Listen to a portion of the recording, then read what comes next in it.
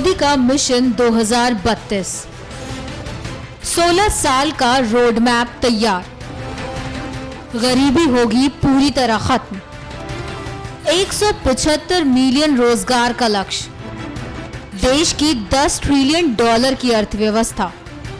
मोदी सरकार का कार्यकाल भले ही 3 साल में खत्म हो रहा है, लेकिन सरकार ने अगले 16 साल का रोड मैप तैयार कर लिया है, जिसे 10,000 घंटे में बनाया गया है।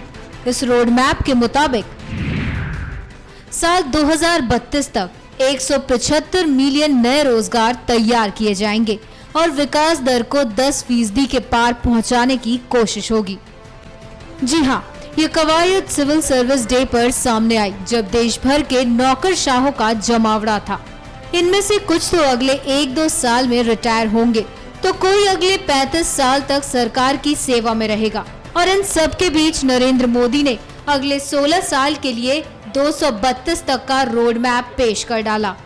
इस रोड मैप के मुताबिक साल 2032 तक गरीबी पूरी तरह खत्म कर दी जाएगी, देश को 10 ट्रिलियन डॉलर की अर्थव्यवस्था बना दिया जाएगा। खास बात यह है कि इस रोड मैप को देश के नौकरशाहों ने 10,000 घंटे में तैयार किया। कि पहले से बहुत अच्छा हुआ, क्योंकि करीब 74 सफलता की गाथाएं शॉर्टलिस्ट हुई। वो पहले से कई गुना ज्यादा है, और पहले से कई गुना ज्यादा होना वो अपने आप में एक बहुत बड़ा समाधान का कारण है। लेकिन जिसके जीवन में थकावट नहीं है, रुकावट का सोच ही नहीं सकता है, वो दूसरे तरीके से सोचता है कि क्या कारण है कि 650-700 जिलों में से सिर्फ 10% शॉर्टलिस्ट हुए, 90% छूट गए। क्या ये 90% लोगों के लिए चुनौती बन सकती है, उस डिस्ट्रिक्ट के लिए चुनौती बन सकती है कि भले हम सफलता पाए या ना पाए, लेकिन शॉर्ट लिस्ट तक तो हम अपने जिलों को ला करके रहेंगे, अपनी पसंद की एक योजना पकड़ेंगे, इसी वर्ष से पकड़ लेंगे और उस स्टूडेंट की तरह नहीं करेंगे। आज इसी सिविल सर्विस डे को ही तय करूंगे कि हम अगली बार इस जगह पे मंच पर होंगे और हम अवार्ड लेकर के जाएंगे। ये हिंदुस्तान के सभी 650 से भी ज्यादा डिस्ट्रिक्ट के दिमाग में ये विश्वास पैदा होना चाहिए कि नहीं होना चाहिए। 74 पहले की तुलना में बहुत बड़ा फिगर है, बहुत बड़ा प्रयास है, लेकिन अगर मैं उसे आगे जाने के लिए सोचता हूं तो मतलब यह है कि थकावट से मैं बंधन में बंधा हुआ नहीं हूं, मैं रुकावट को स्वीकार नहीं करता हूं, मैं कुछ और आगे करने के लिए चाहता हूं। ये भाव, ये संकल्प भाव अगर इस टीम में आता है, और जो लोग वीडियो कॉन्फ्रेंस में मुझे सुन रहे हैं अभी कार्यक्रम में, उन सब अफसर साहब, उनके भी दिमाग में भाव आए, वो राज्य भी चर्चा करें कि क्या कारण है कि हमारा राज्य नजर नहीं आता है। उस डिस्ट्रिक्ट में बैठे हुई टीम भी सोचे क्या कारण है कि आज मेरी डिस्ट्रिक्ट का नाम नहीं चमका। एक हेल्थी कंपटीशन, क्योंकि जब से सरकार में कुछ बातों को लेकर के मैं जो आग्रह से कर रहा हूं, मैं उसमें एक बात मैं कहता हूं, कोऑपरेटिव फेडरलिज्म, लेकिन साथ साथ मैं कहता हूं कॉम्पिटिटिव कोऑपरेटिव फेडरलिज्म। राज्यों के बीच विकास की स्पर्धा हो, अच्छाई की स्पर्धा हो, गुड गवर्नेंस की स्पर्धा हो, बेस्ट प्रैक्टिसेस की स्पर्धा हो, वैल्यूज की स्पर्धा हो, इंटीग्रिटी की स्पर्धा हो, अकाउंटेबिलिटी, रिस्पॉन्सिबिलिटी की स्पर्धा बढ़े, मिनिमम गवर्नेंस का सपना स्पर्धा के तहत आगे निकल जाने का प्रयास हो। ये जो कॉम्पिटिटिव की बात है वो डिस्ट्रिक्ट में भी फील होना चाहिए कि सिविल सर्विस डे के लिए हम संकल्प करें कि हम भी 2 कदम और जाएंगे। दूसरी बात है, हम लोग जब सिविल सर्विस में आए होंगे,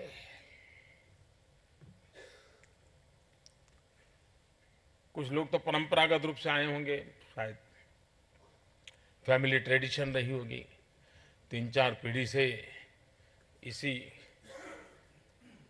से गुजारा करते रहे होंगे, ऐसे कई लोग होंगे। कुछ लोगों को ये भी लगता होगा कि बाकी छोड़ो साहब, ये है, एक बार अंदर पाइपलाइन में जगह बना लो, फिर तो ऐसे ही चले जाएंगे। फिर तो वक्त ही ले जाता है, हमें कहीं जाना नहीं पड़ता है। 15 साल हुए तो यहाँ पहुंच गए, 20 साल हो गए तो यहाँ पहुंच गए, 22 साल हो गए तो यहाँ पहुंच गए, और जब बाहर निकलेंगे तो करीब करीब 3 में से एक जगह पे तो होंगे ही होंगे। उसको निश्चित भविष्य लगता है। सत्ता है, रुतबा है, तो आने का मन भी करता है, और वो गलत है ऐसा मैं नहीं मानता हूं। मैं ऐसा मानने वालों में से नहीं हूं कि गलत है, लेकिन 125 करोड़ देशवासियों में से कितने हैं जिनको ये सौभाग्य मिलता है? अपने परिश्रम से मिला है, अपने बलबूते पर मिला है, फिर भी ये भी तो जीवन का बहुत बड़ा सौभाग्य है कि 125 करोड़ में से हम एक 2000, 5000, 10,000, 15,000 लोग हैं जिनको ये सौभाग्य मिला है।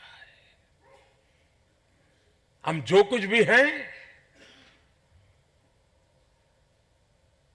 कोई एक ऐसी व्यवस्था है जिसने मुझे इन 125 करोड़ के भाग्य को बदलने के लिए मौका दिया है।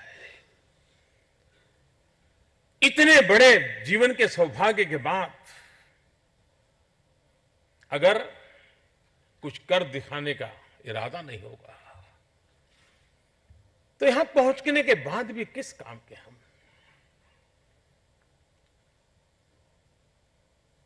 और इसलिए कभी ना कभी तो जीवन में मुझे बराबर याद है, मैं आज से 35-40 साल पहले, मैं तो राजनीति में बहुत देर से आया हूं, सामाजिक जीवन में मैंने अपने आप को खपाया हुआ था, तो मैं कभी यूनिवर्सिटी के स्टूडेंट से गप्पे गोष्ठी करने चला जाता था, मिलता था, उनसे बात करता था। और एक बार मैंने उनको पूछा, क्या सोचा, आगे क्या करोगे? तो हर कोई बता रहा था पढ़ाई के बाद सोचेंगे, कुछ बता रहे थे कि नहीं ये पिताजी का व्यवसाय है वही करूंगा। एक बार मेरा अनुभव है, एक नौजवान हाथ ऊपर किया, उसने कहा था मैं आईएएस अफसर बनना चाहता हूं। मैंने कहा क्यों भाई, तेरे मन में ऐसा कैसे विचार आ गया? इसलिए मैंने कहा वहां उनका जरा रुतबा होता है।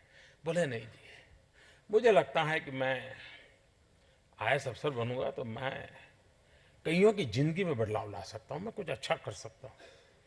तो मैंने कहा राजनीति में क्यों नहीं जाते हो, वहां से भी तुम कुछ कर सकते हो। नहीं बोले साहब तो टेम्परेरी होता है। उसकी इतनी क्लैरिटी थी कि साहब वो तो टेम्परेरी होता है। ये व्यवस्था में अगर मैं गया तो मैं एक लंबे अरसे तक सस्टेनेबली काम कर सकता हूं। आप उस ताकत के लोग हैं,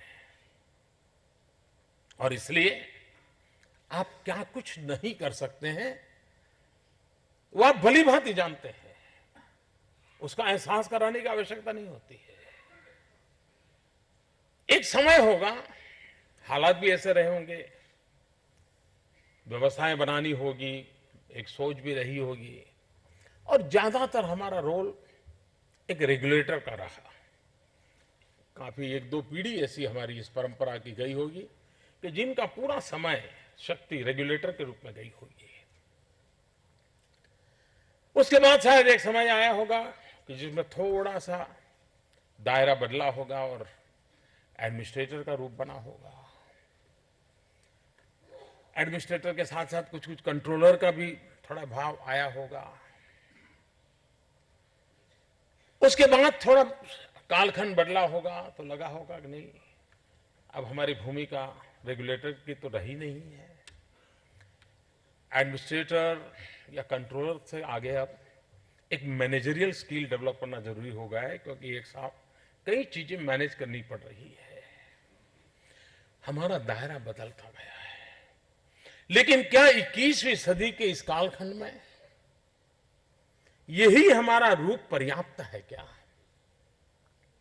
भले मैं रेगुलेटर से बाहर निकल करके लोकतंत्र की स्पिरिट के अनुरूप बदलता बदलता एडमिनिस्ट्रेटर से लेकर के एक मैनेजरियल रोल पे पहुंचा हूं, लेकिन मैं समझता हूं कि 21वीं सदी जो पूरे वैश्विक स्पर्धा का युग है और भारत अपेक्षाओं की एक बहुत बड़ी एक ऐसा माहौल बना है जहां हर किसी को कुछ ना कुछ करना है, हर किसी को कुछ ना कुछ आगे बढ़ना है, हर किसी को कुछ ना कुछ पाना भी है। कुछ लोगों को इससे डर लगता होगा, मैं इसे अवसर मानता हूं। जब 125 करोड़ देशवासियों के अंदर एक जज्बा हो, कुछ करना है, कुछ पाना है, कुछ बनना है, वो अपने आप में देश को आगे बढ़ाने का कारण होता है। ठीक है यार, अब पिताजी ऐसा छोड़ के गए, अब चलो भाई क्या करने की जरूरत है, शौचालय बनाए, क्या जरूरत, अपने माँ बाप कहाँ शौचालय था, चाहे जीव गुजारा करके गए। अब वो सोच नहीं है, वो कहते नहीं जी जिंदगी ऐसी नहीं, जिंदगी ऐसी चाहिए। देश को बढ़ने के लिए ये अपने आप में एक बहुत बड़ा ऊर्जा तत्व है। और ऐसे समय हम एडमिनिस्ट्रेटर हो, हम कंट्रोलर हो, कलेक्टर हो, ये सफिशिएंट नहीं है। अब समय की मांग है कि व्यवस्था से जुड़ा हुआ हर पुर्जा, छोटी से छोटी इकाई से लेकर के बड़े से बड़े पद पर बैठा हुआ व्यक्ति,